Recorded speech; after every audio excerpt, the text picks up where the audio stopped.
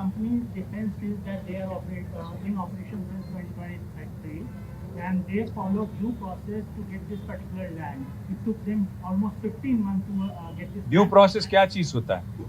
1 lakh paid up capital वाला company जैसा chief minister अपना भाई बन गया वहां पे, तो 5-5 एकड़, 10-10 एकड़, 50 एकड़, 500 एकड़ कुछ भी ले लेंगे। आपकी औकात क्या है? आपके कितने ऑर्डर है? वैसे अगर ड्यू प्रोसेस फॉलो किया तो छुपा क्यों रहे हो कि अनुमुला कुंडल रेड्डी आपका चेयरमैन है? एक तरफ कुंडल रेड्डी साहब लॉरा विलियम्स जी के साथ बैठते हैं कौंसिल जनरल के साथ चेयरमैन बन के, दूसरे तरफ मंत्री जी बोलते हैं कि नहीं कुछ नहीं है उनका इसमें। क्या सच है? कुंडल रेड्डी जो बोल रहे हैं वो सच है, तो कुंडल रेड्डी क्यों नहीं सामने आ रहे हैं? इस कंपनी के साथ मेरा कुछ लेना देना नहीं है। रेवंत रेड्डी क्यों नहीं सामने आ रहे हैं? ड्यू प्रोसेस अगर फॉलो किया, मैं आशीष में सीधा सवाल, आज हमारे श्रवण भाई 1 लाख रुपए के साथ एक कंपनी फ्लोट करते हैं, क्या आप 5 एकड़ जमीन दे दोगे 200 करोड़ वाला 7 करोड़ में? काय का ड्यू प्रोसेस? ये ड्यू प्रोसेस नहीं है, डुबाने वाला प्रोसेस है। तेलंगाना को डुबाने का, तेलंगाना को लूट करने का, यहाँ पे पैसा कमाने का और तेलंगाना को बेचने का, तेलंगाना की कीमती जमीन को बेचने का एक साजिश चल रहा है। इसको हम छोड़ेंगे।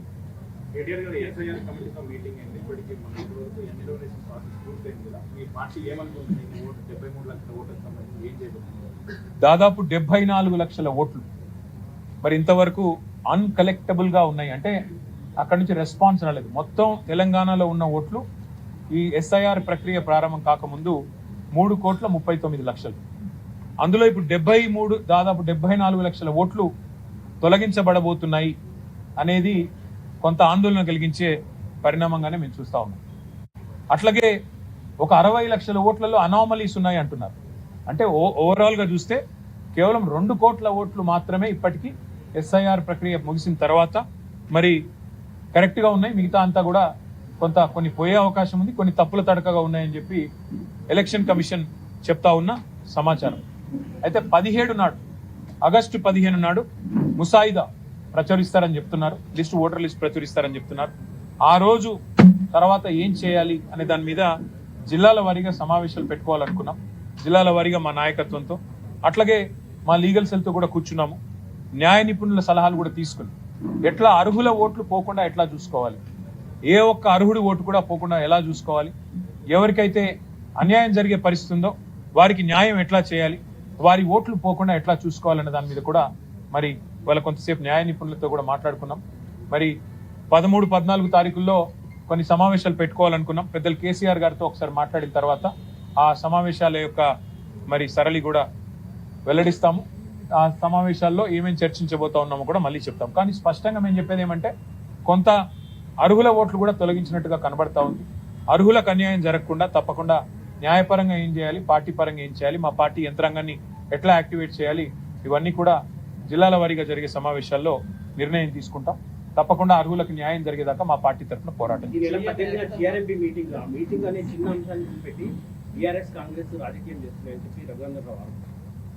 ఇప్పుడు తెలంగాణలో పుట్టి చావలేని సన్నాసులకు మేము చెప్పేది ఏం లేదు.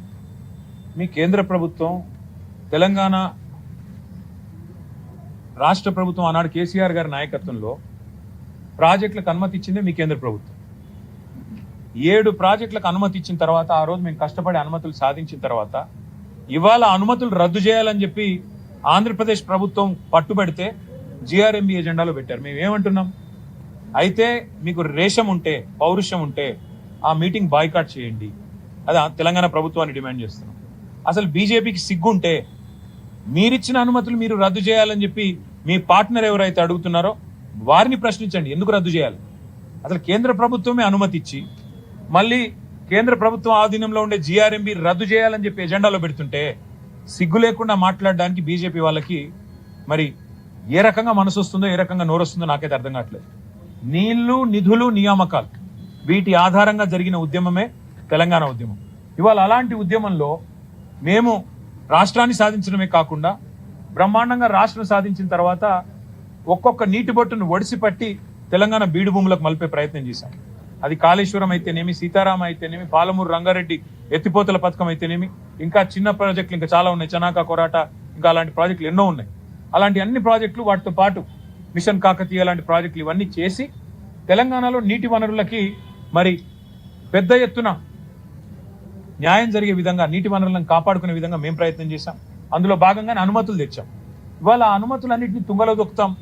మా చెప్పు చేతుల్లో కేంద్ర ప్రభుత్వం ఉంది, కేంద్రం జుట్టు నా చేతుల్లో ఉంది, కాబట్టి నేను ఆడిచ్చినట్టే ఆడాలని చంద్రబాబు నాయుడు గారు అనుకుంటే, చంద్రబాబు నాయుడు గారికి ఆంధ్రప్రదేశ్ ప్రభుత్వానికి నేను విజ్ఞప్తి చేస్తా ఉన్నాను. మా నాయకుడు కేసీఆర్ గారు ఎప్పుడో చెప్పారు, బేసిన్లు లేవు, బేసిజాలు లేవు, నీళ్లు వాడుకుందామని చెప్పారు. కానీ మా కడుపు కొట్టి మా ప్రాజెక్టుల అనుమతులు రద్దు చేస్తామంటే మేము ఊరుకోం. మీరు పోలవరం కట్టుకుంటే మేమేం అనలేదే, మీరు పట్టిసీమ నీళ్లు లిఫ్ట్ చేసుకుంటుంటే మేమేం అనలేదే. ఇవాళ మేమేమంటున్నాం, మాకు వచ్చిన అనుమతులను చెడగొట్టకండి అంటున్నాం. మీరు కేంద్ర ప్రభుత్వం మా చేతుల్లో ఉంది కదా, కేంద్ర ప్రభుత్వం జుట్టు మా చేతుల్లో ఉంది కదా, నేను ఆడిచ్చినట్టు ఆడే చెంచాగాడు, ఇక్కడ తెలంగాణ ముఖ్యమంత్రి ఉన్నాడు కదా నా చెంచాగాడు అనుకుంటే, తెలంగాణ రైతుల తరపున పోరాటం చేయడానికి మేము సిద్ధంగా ఉన్నాం. జల సౌదలో కనుక జరిగే మీటింగ్ ని రాష్ట్ర ప్రభుత్వం, తెలంగాణ ప్రభుత్వం స్పష్టమైన నిర్ణయం తీసుకొని బాయ్కాట్ చేయకపోతే, ఎజెండా మార్చి వాటిని ఈ 7 అంశాలను, ఈ 7 ప్రాజెక్టుల అనుమతులు రద్దు చేసే అంశాన్ని తొలగించకపోతే తెలంగాణలో తప్పకుండా జల ఉద్యమం నిర్మాణం చేస్తామని మేము చెప్పాము. అవసరమైతే ఆ రోజు జల సౌద ముట్టడిస్తాం. జల సౌద ముట్టడించైనా సరే ఈ తెలంగాణ చేవగాని చేతగాని తెలంగాణ ప్రభుత్వాన్ని నిలదీస్తాం. తెలంగాణ రైతుల తరపున బీఆర్ఎస్ పార్టీ ముందుండి పోరాటం చేస్తది, వదిలిపెట్టదనే మాట మీకు తెలియజేస్తాం.